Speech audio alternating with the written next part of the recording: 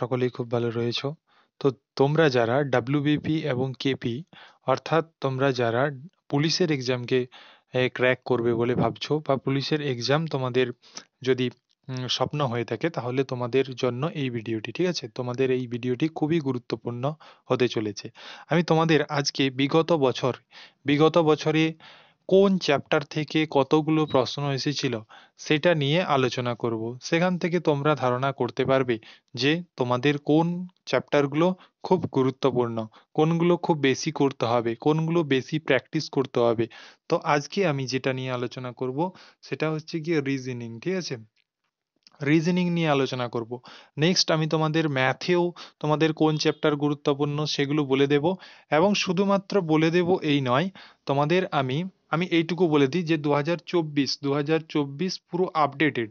2024 পর্যন্ত যত পুলিশের এক্সাম হয়েছে, সে এসআই হতে পারে, লেডি কনস্টেবল হতে পারে, কেপি প্রিলিমস হতে পারে, মেন্স হতে পারে, ডাব্লিউবিপি প্রিলিমস হতে পারে, মেন্স হতে পারে, সমস্ত সমস্ত প্রিভিয়াস ইয়ার্স কোশ্চেনের থেকে যে সমস্ত চ্যাপ্টারগুলো থেকে প্রশ্ন এসেছে সেই সমস্ত চ্যাপ্টারগুলো এখানে যেমন রয়েছে, সেরকম সেই চ্যাপ্টারগুলো থেকে কতগুলো প্রশ্ন এসেছে সেটাও আমি এখানে মেনশন করা রয়েছে। এখান থেকে তোমরা খুব ভালোভাবে বুঝতে পারবে যে কোন চ্যাপ্টারগুলো তোমাদেরকে আগে খুব ভালোভাবে প্রকাশ করতে হবে, ঠিক আছে? এইটুকু বলে দিই যে যারা খুব স্মার্ট স্টাডি করে, অর্থাৎ যারা খুব কম সময়ে তাদের পরীক্ষার প্রস্তুতি করে, তারা কিন্তু এরকম অ্যাপ্রোচ ব্যবহার করেই কিন্তু এই প্রস্তুতিটা শুরু করে। তাই তোমাদেরকেও বলছি, তোমরা যারা নতুন অথবা পুরনো, সবাইকে বলছি যে তোমরা যারা এই ডাব্লিউবিপি এবং কেপি এক্সাম দেবে বলে ভাবছো, তাদের জন্য এই ভিডিওটি খুবই গুরুত্বপূর্ণ হতে চলেছে। কারণ তোমাদের এইটুকু জানা খুবই দরকার যে বিগত বছরগুলোতে তোমাদের কোন চ্যাপ্টার থেকে কতগুলো প্রশ্ন দিয়েছে।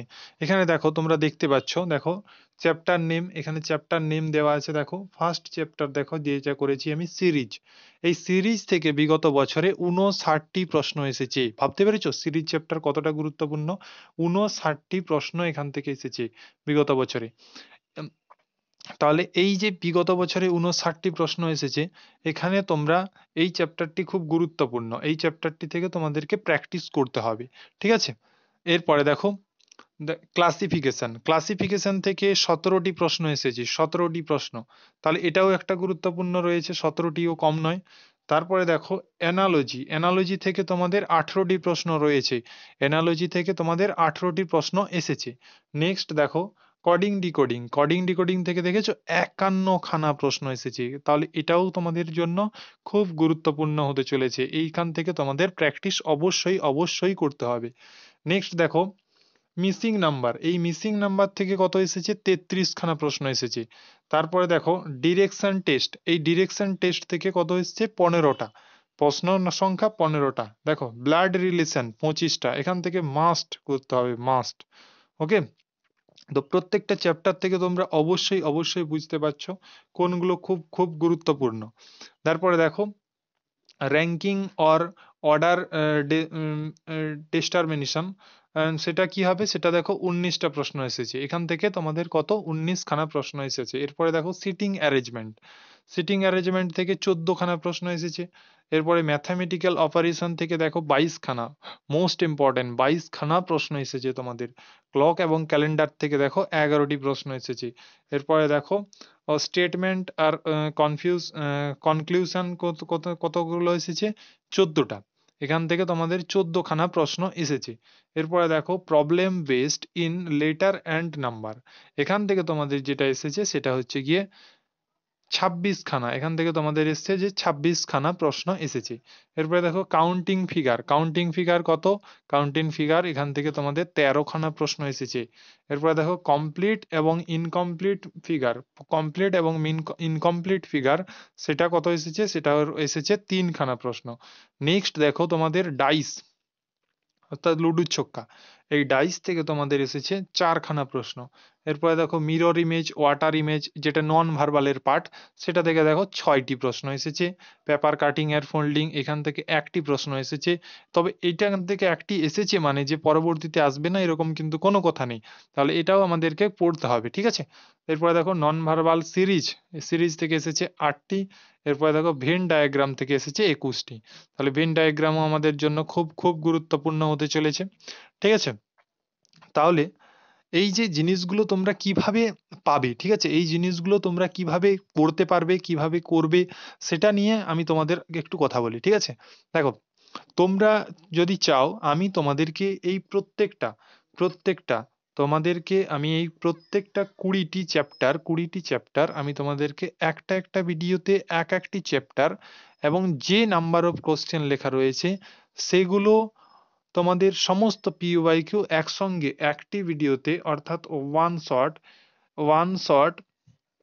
ওয়ান শট ভিডিওতে আমি তোমাদের করিয়ে দেবো। ওকে, তাহলে তোমাদের কি করতে হবে, তোমাদের এই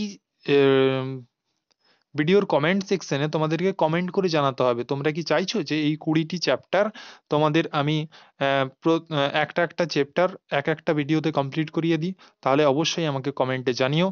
এবং তোমাদের যেটা কথা, যদি তোমরা চাও তাহলে তোমরা এই ডেসক্রিপশনে থাকা দেখবে টেলিগ্রামের লিঙ্ক রয়েছে, সেই টেলিগ্রামে অবশ্যই যুক্ত হয়ে যাবে, কারণ সেখানে তোমাদের বিভিন্ন ধরনের পিডিএফ শেয়ার করা হয়, এছাড়াও ভিডিও লিঙ্ক শেয়ার করা হয়, যেগুলো তোমাদের জন্য খুব গুরুত্বপূর্ণ হতে চলেছে।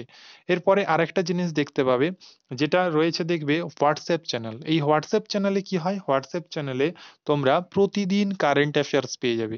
তো এই কারেন্ট অ্যাফেয়ার্স যদি তোমরা পেতে চাও তাহলে সেই হোয়াটসঅ্যাপ চ্যানেলে যুক্ত হবে।